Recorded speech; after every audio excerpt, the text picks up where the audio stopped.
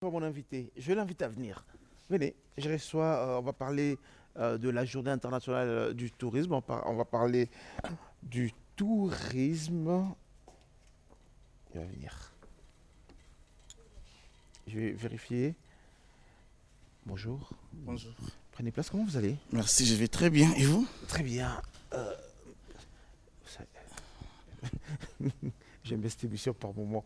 Alors, j'ai dit tout à l'heure qu'on parlera de la journée du tourisme. Vous êtes opérateur touristique, en fait, c'est ça? Oui, je suis un opérateur touristique. Mhm. Alors, la journée, c'est quoi le tourisme au fait d'abord? Bon, en fait, c'est dans le sens dont nous faisons allusion au tourisme, Mhm. nous sommes en train de réfléchir sur les projets pays. Ok. Donc, comme on pense aux mines, à l'agriculture, donc le tourisme, pas comme excursion, mais comme élément essentiel pour développer un pays. Comme je peux prendre l'exemple de l'Afrique du Sud, qui dit tourisme, le Kenya, voilà un peu. Donc, pour dire qu'avant-hier, c'était la journée internationale des guides touristiques. Et les guides touristiques de la République démocratique du Congo ont pu aussi faire sortir et faire sentir leur voix par rapport à ce secteur qui est presque oublié. Au jour d'aujourd'hui, lorsqu'on parle du tourisme en République démocratique du Congo, vous savez qu'on ne parle de rien. Et pourtant, ce secteur, c'est un secteur qui a la vie. Et ce secteur-là a des moyens.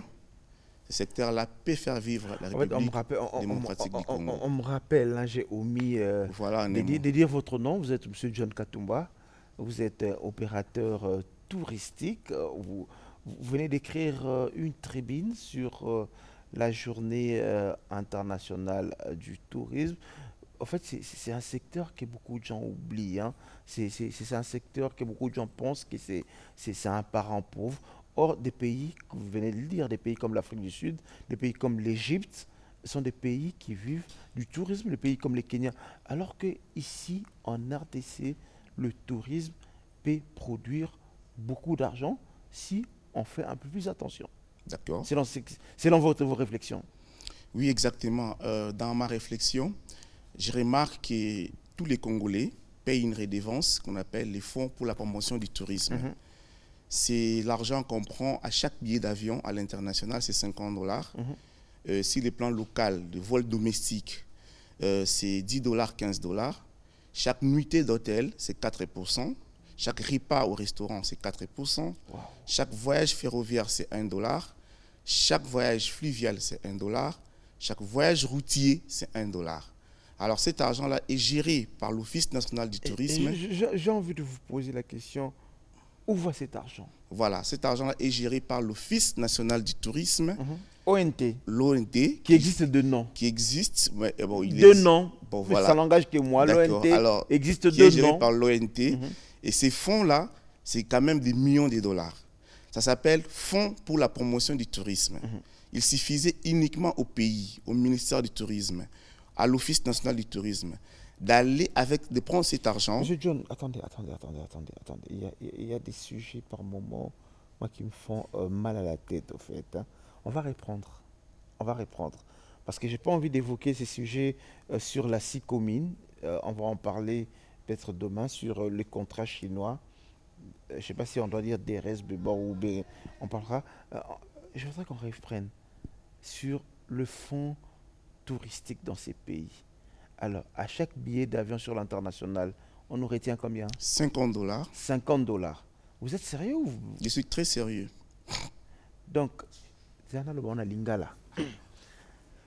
Monsieur Gilles Alinguetti, ça, je crois que c'est de la bonne matière pour vous. Je viendrai vous poser la question. Donc, chaque personne qui voyage en international, on lui retient 50 dollars. Dans son billet d'avion, c'est reconnu. Ouais. Ça s'appelle Fonds pour la promotion du tourisme, qui est une redevance. La redevance. Monsieur Modero Simba, je vous salue. Monsieur le ministre du Tourisme, je vous salue. On y va. 50 dollars. Oui. OK.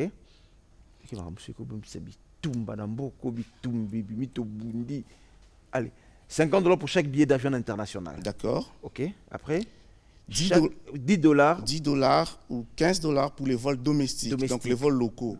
Kinshasa, Kananga, Kinshasa, 10 dollars. Bujimaï OK. et autres. Je suis en train de compter combien de vols en international se font chaque jour. Ok, d'accord. On y va. Transport routier, $1. $1. Ok. Et puis, Voyage routier, $1. Voyage fluvial, $1. Voyage ferroviaire, $1. ok. Ça, c'est ce que l'on retient. Et cet argent, donc c'est l'ONT qui gère cet argent. L'ONT gère cet argent. Les hôtels, voilà, les hôtels. Les hôtels, c'est 4% pour chaque nuitée. Et les restaurants, c'est 4%, c'est chaque repas servi. Même une bouteille d'eau. Pour les restaurants. Alors, cet argent existe. C'est l'argent que nous, les opérateurs touristiques, demandons au gouvernement de faire quoi? De faire comme tous les pays d'Afrique font. Ils prennent cet argent, ils vont dans des foires et salons du tourisme, ils présentent les pays, ils font les country branding. Donc, ils vendent l'image du pays. Ils présentent la culture, ils présentent les bonobos, ils présentent le fleuve Congo, ils présentent nos attractions touristiques parce que nous en avons qu'en potentialité. Ce qui fera que les touristes viennent. Les touristes, quand ils viendront avec des moyens parce qu'un touriste, quand il vient, les plus pauvres peut dépenser pour une semaine même $2000. Son argent reste directement au pays, ça reste dans les hôtels, dans les restaurants, dans son parcours, notamment les véhicules qu'il loue, les carburants qu'il paye, les sites touristiques qu'il visite, il y a toujours des droits d'entrée. Et cet argent-là, c'est l'argent qui fait que les pays comme les Kenya ne vivent que du tourisme parce qu'ils reçoivent, ils font les mêmes systèmes, ils reçoivent par année jusqu'à 6 millions de touristes. Les premiers pays en Afrique, c'est l'Égypte, qui a 16 millions d'arrivées. Mais vous savez, M. Johnson, vous êtes en train de réfléchir, c'est vrai. Vous êtes en train de nous dire des choses, c'est vrai. Mais je vais vous dire peut-être que ces gens, ils vont vous dire peut-être que ça, c'est théoriquement, c'est ça, sur papier, c'est comme ça, mais en réalité, c'est comme la redevance radio-télévision, de la redevance de l'antenne. Théoriquement, on vous dira qu'il faut payer, chaque ménage doit payer autant, mais en réalité, ça ne se paye pas. Bon, en fait, la réalité est que pour les FPT, il y a un système bancaire qui fait que les compagnies aériennes transfèrent directement et automatiquement cet argent à ProCrédit Bank qui gère ses comptes. Ça existe. Cet argent-là, Fonds pour la promotion du tourisme, existe. D'ailleurs, j'ai lu, un ami m'a informé que les ministères préparent d'en faire maintenant toute une entreprise publique. Donc, on aura une entreprise ici, FPT, comme on a FPI, Fonds pour la promotion de l'industrie, qui joue la même chose, qui est dans les mêmes calculations. En fait, Mobutu, c'est Mobutu qui l'avait créé. Parce que Mobutu, c'était un président de la République qui avait la vision de développer le tourisme. Il a dit dans un de ses discours, après avoir maté les moulélés et autres, il dit « Je me tourne vers un secteur qui porte ailleurs, je cite le tourisme ». Donc, il a directement construit les hôtels, les grands hôtels, le grand hôtel de Kinshasa, c'est lui. Intercontinental de l'époque. À Lumbashi, il a construit Caravia, Zahir Hotel, il a construit à Goma, il a construit les Mangrove Hotel à Mwanda. Donc, il a éparpillé des grands hôtels, c'est lui qui a créé. Après, il a commencé à créer maintenant des parcs. C'est lui qui a la majorité des aires protégées que nous avons. Parce que nous avons 9 parcs, 53 aires protégées. Nous avons le fleuve Congo, qui est navigable de Kisangani, Kinshasa, à 1700 km. Et nous avons une partie qui va jusqu'à l'océan. Alors, il a créé ce circuit-là. C'était le premier chef de l'État qui a réfléchi de créer ce secteur-là. Alors maintenant, après son départ, on n'a pas vu vraiment un chef d'État récupérer ce secteur. C'est dans les oubliettes. On parle que des mines, des mines, des mines. Et pourtant, lorsque nous réfléchissons bien, nous voyons que depuis que nous avons l'indépendance, les mines ont pris vraiment comme secteur à part, n'a ou n'ont jamais développé notre pays. Donc il faudra diversifier l'économie, il faudra maintenant vraiment agir parce que lorsque nous partons notre deuxième mandat, on a vu que le Congo n'est pas toujours connu. Quand il branding l'image du pays, alors que l'argent existe pour ça, l'argent pour promouvoir le tourisme existe, il faudra maintenant mettre cet argent-là à la disposition des opérateurs touristiques, à rassembler les privés et les publics pour aller maintenant vendre l'image des attractions touristiques de notre pays afin d'avoir des arrivées des touristes. L'aéroport de Njili doit être plein de touristes qui viennent parce que quand on parle de la guerre, bien sûr que nous sommes un pays de guerre, j'entends parler beaucoup, Mais Mais le côté touristique hein, est plus important. Il y a il y a beaucoup de choses à voir au Congo que... Alors, en vous entendant parler, on sent que c'est un secteur que vous maîtrisez très bien. Donc, si je vous comprends votre démarche, vous pensez aujourd'hui que le secteur du tourisme peut générer beaucoup de recettes pour la République démocratique du Congo, au-delà des mines. Le tourisme également, c'est une richesse pour la RDC. mon frère, la France vit essentiellement du tourisme. La France a 80 millions d'arrivées. La France. La France ne parle pas des mines. Il vit que des arrivées des touristes. Donc avant les virus, 80 millions d'arrivées. Imaginez que vous êtes à Paris, vous pouvez dépenser pour une semaine 2000 euros. Mais si vous êtes 80 millions, imaginez les chiffres. Vous comprenez ça? Alors, notre pays, c'est un pays continent. C'est vrai que nous avons nos problèmes sécuritaires, les gens en parlent beaucoup, mieux qu'autre chose, mais il y a des espaces, il y a des contrées qui sont pacifiées et pacifiques. Je prends par exemple les Katanga. Je prends par exemple l'ouest du pays, à partir de Kisangani, le fleuve Congo qui est navigable, l'Équateur qui est une grande attraction touristique, les Bandundu avec des chutes incroyables. Kinshasa lui-même est une grande attraction touristique. Les bas Congo jusqu'à l'océan, nous avons 47 km des plages à Mwanda. C'est incroyable que nous négligeons ces secteurs. C'est la richesse des surfaces que Dieu lui-même nous a donnée. Parce qu'en Afrique, on n'a pas un pays plus beau que la République démocratique du Congo. Donc si nous commençons maintenant à recréer ces secteurs, à repenser ces secteurs, à y mettre des vrais stratèges, à y mettre des sachants, des techniciens, des technocrates, je vous assure que la ville de Kinshasa sera toujours remplie de touristes. Le fleuve Congo sera toujours rempli de touristes parce que c'est magnifique. Lorsque vous visitez la route Bunia-Mahagi, je ne sais pas si vous avez déjà eu le temps de faire cette route-là, vous avez une vie incroyable, une verdure incroyable. Mais bon, tout est négligé. Nous allons nous rendre on va marquer une pause. Hein. Nous allons nous rendre à Matongé, où l'opération coup de poing est passée par là. Aujourd'hui, Kinshasa, le tourisme à Kinshasa, ce sont des bars et autres maléwa. Mais bon, le gouverneur de la ville a décidé de nettoyer la ville de Kinshasa. Aujourd'hui, Matongé, il y a moins de bistrots et autres. On regarde ce qui est devenu Matongé après le passage de l'opération coup de poing. Matongé, le cœur de l'ambiance à Kinshasa. Depuis une semaine, le coin est calme. Le bar ont cessé de drainer du monde. Ils ont été démolis lors de l'opération coup de poing initiée par l'hôtel de ville de Kinshasa. C'est une frange entière de l'économie qui est frappée par cette mesure du gouverneur argentinien Ngobi Lambaka.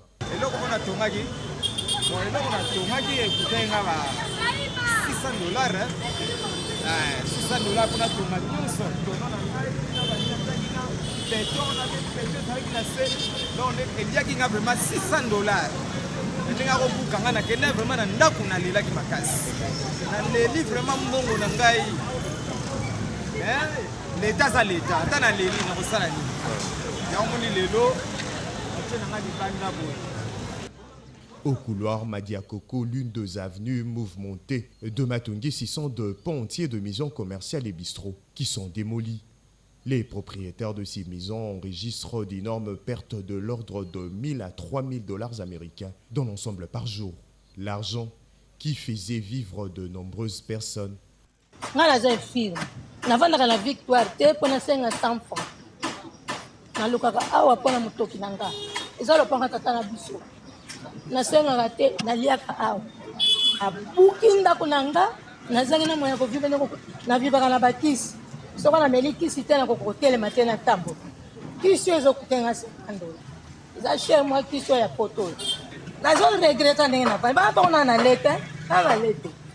Les usagers de ces maisons et hangars démolis sont pour la plupart des locataires.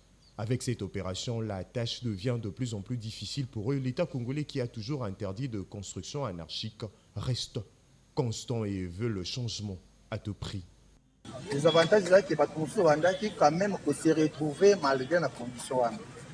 Oui, ça là qui wana milima bato ebele ezobika na bisika oyo bato bazoteka bafuta bandako ebele eza ba maison commerciale tapesa mbongo na ya loyer mpo afuta abanda mpe kobénéficie na bisika wana me bayembala moko babuki nde kote epesi mwa désavantage yango wana moto wana sika miniti oyo aza par terre azomoi sufu mosusu eza te donc de côté eza epesi quand même mwa.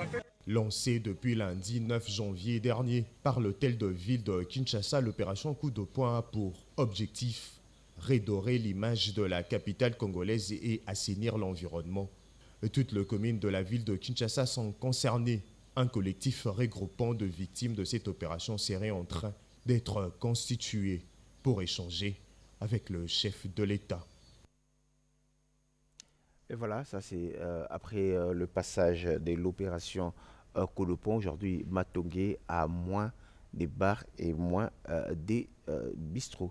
On parlait tourisme, monsieur John Katumba, c'est ça? Vous êtes opérateur touristique, vous lancez dans le monde du tourisme.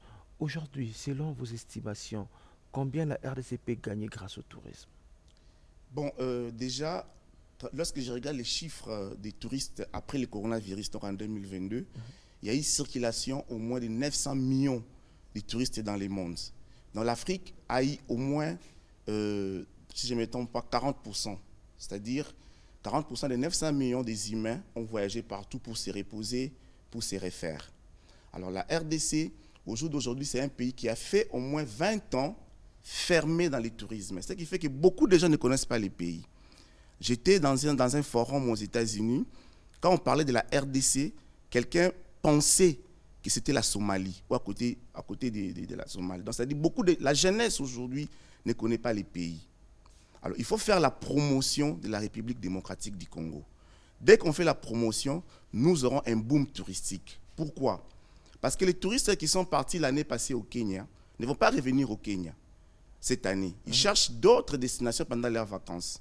Mais ils ne connaissent pas qu'à Kinshasa, c'est une ville vibrante, c'est une ville de paix, c'est une ville arrosée par le fleuve Congo, c'est une ville calme. Ils ne savent pas que l'Équateur, c'est vraiment un endroit où il y a donc la respiration non polluée recherchée par les humains aujourd'hui.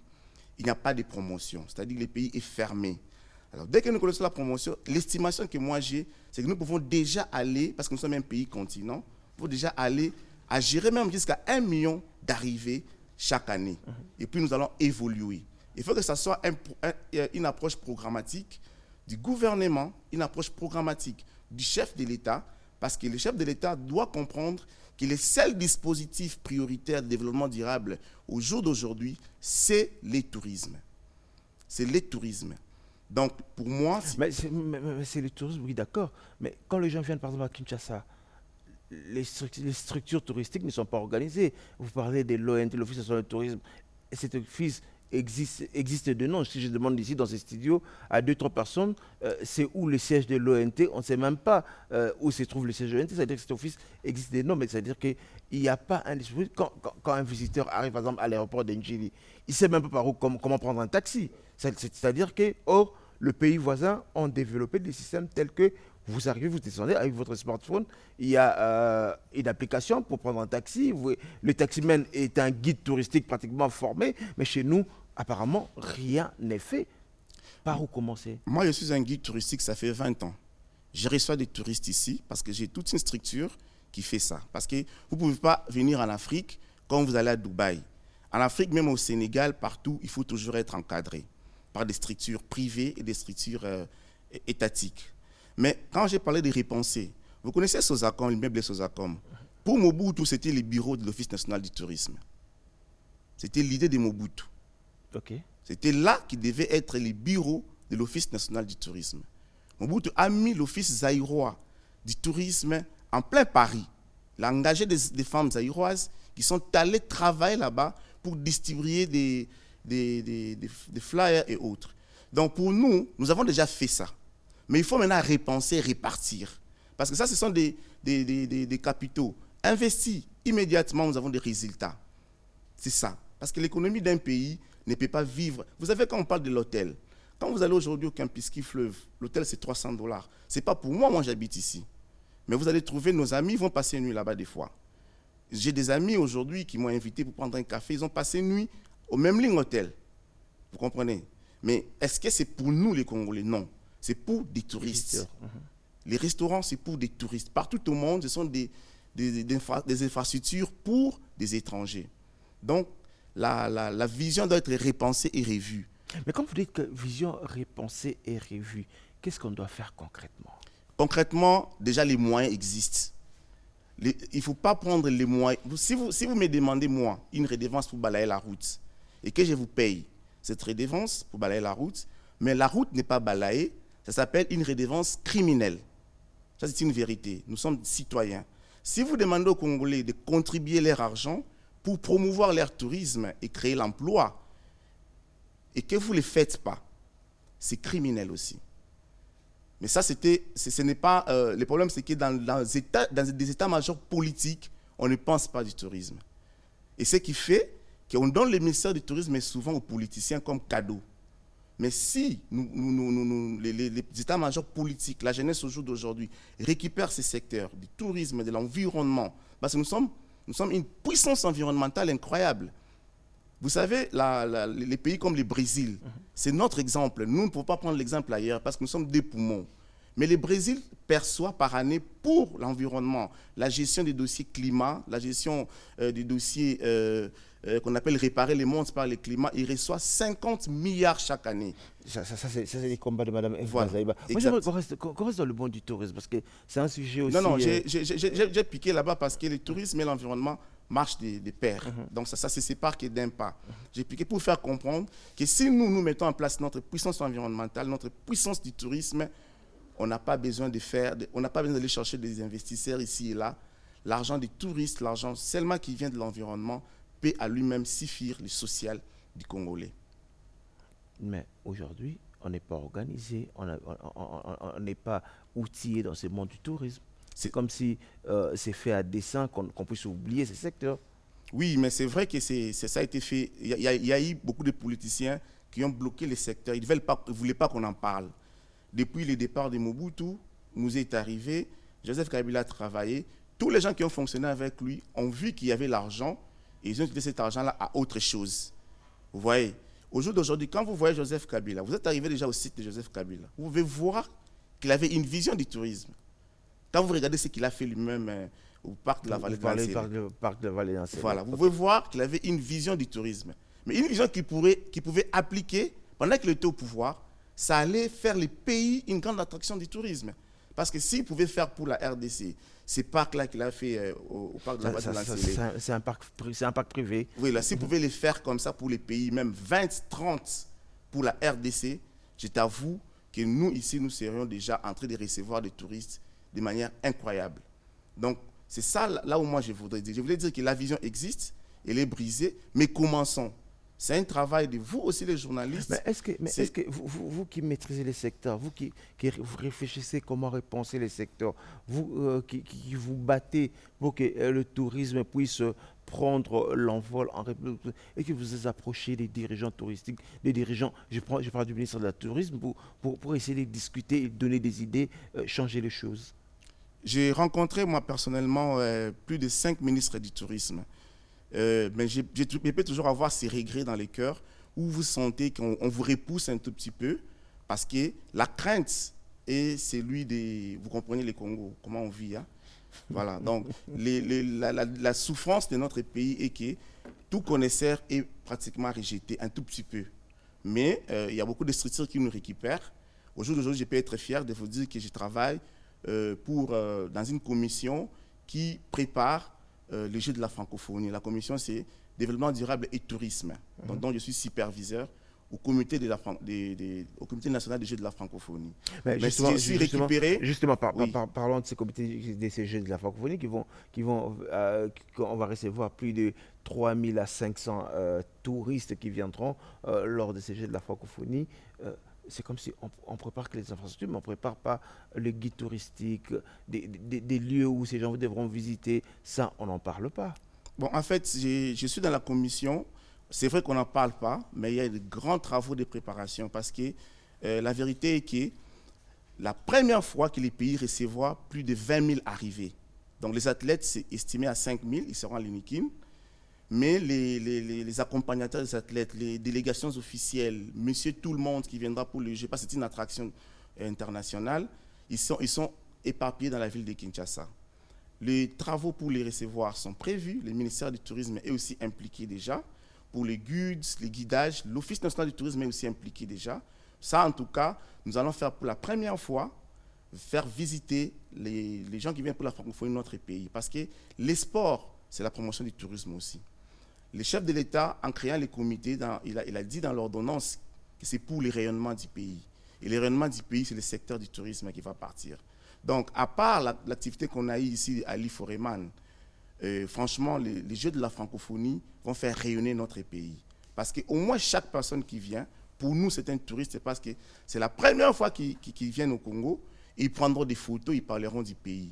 Notre besoin est de créer beaucoup d'ambassadeurs du pays, beaucoup de gens qui parleront des biens de ces pays. On ne peut pas parler du pays sans l'avoir visité. Si vous avez parlé de Dubaï parce que vous l'avez visité, vous avez vu. Mais si vous n'avez jamais visité le Congo, vous ne parlerez jamais de ça. Donc pour ça, j'appelle vraiment toutes les forces vives du pays. Monsieur John, on y reviendra. Les temples qui sont nés aujourd'hui, j'ai remarqué qu'il y a une seule photo qui est passée plusieurs fois. C'est la photo des Osias Kanga. J'aime bien le prénom, Osias. Bon anniversaire, Osias. Monsieur John Katumba. Katumba, c'est ça? Katumba, voilà. John Katumba. On va terminer pour aujourd'hui. On va se lever pour terminer cette émission. Merci beaucoup. Un mot de la fin pour aujourd'hui. Je rappelle, vous êtes opérateur touristique. Vous êtes également guide touristique. Alors, on retient quoi? Qu'est-ce qu'il faudrait faire en 1 minute, excusez-moi, pour que le tourisme prenne sa place en République démocratique du Congo? Ça a fonctionné dans ces pays lorsque Mobutu l'avait mis à la présidence. Le président Mobutu. Oui. L'avait mis à la présidence un secrétariat technique du tourisme. Mais actuellement, il n'y a pas un conseiller du tourisme à la présidence.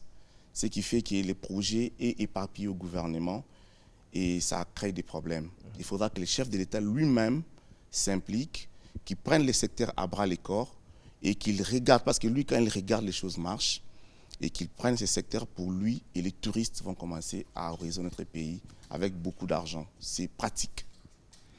Merci beaucoup, Monsieur John. Merci d'être venu. On aura le temps de discuter, de parler de tourisme. Je trouve que c'est très intéressant. Vous venez de me dire beaucoup de choses que je retiens sur c'est que le tourisme rapporte à la République des Congo, même si on oublie. On y reviendra. Merci beaucoup, Monsieur John. C'est moi qui vous remercie. Merci beaucoup. Allez, revenez quand vous voulez. Merci beaucoup. Je reprends mon micro. Merci. On va vous conduire, l'équipe va vous conduire. Monsieur, mesdames, on a fini pour aujourd'hui. Il est pratiquement 9h à Kinshasa. On a toute l'équipe. Amourelando qui vient d'arriver, j'ai tout Lusaki, Fidel Mambweni, Joël Pianga, Gédéon Kola, Émile Zola. Lourd, bonjour à toi. Allez. Réalisation, Redin Poy, merci beaucoup. Jérémy Mawassa, Rubens Kumbu. Messieurs, mesdames, mesdemoiselles, on a fini pour aujourd'hui. Discovery pour cette émission. Je vous retrouve samedi à 10h si le Christ ne revient pas. Inch'Allah, je vais ce que Émile Zola me demande de faire. Allez, bye bye.